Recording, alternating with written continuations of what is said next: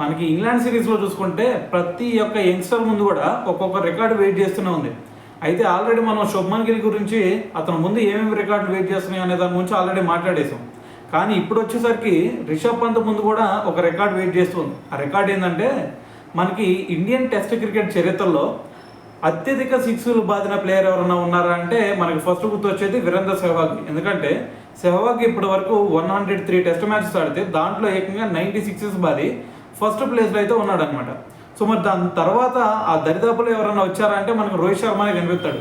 ఎందుకంటే రోహిత్ శర్మ ఏకంగా 67 టెస్ట్ మ్యాచ్ల్లో 88 సిక్సెస్ బాది సెకండ్ ప్లేస్లో ఉన్నాడు. మరి దాని తర్వాత ప్లేస్లో ఎవరున్నారు భయ్య అంటే కేవలం 45 టెస్ట్ మ్యాచెస్ మాత్రమే ఆడి 86 సిక్సెస్ బాది మరి థర్డ్ ప్లేస్లో అయితే రిషబ్ పంత్ ఉన్నాడు. మరి ఇంగ్లాండ్ టెస్ట్లో కనుక ఇంకొక 5 సిక్స్లు కనుక బాదాడు అంటే ఆటోమేటిక్గా ఫస్ట్ ప్లేస్లోకి వెళ్ళిపోయి మరి ఇండియన్ టెస్ట్ క్రికెట్ చరిత్రలో అత్యధిక సిక్స్లు బాదిన ప్లేయర్గా అయితే నిలిచే ఛాన్స్ అయితే ఉందన్నమాట.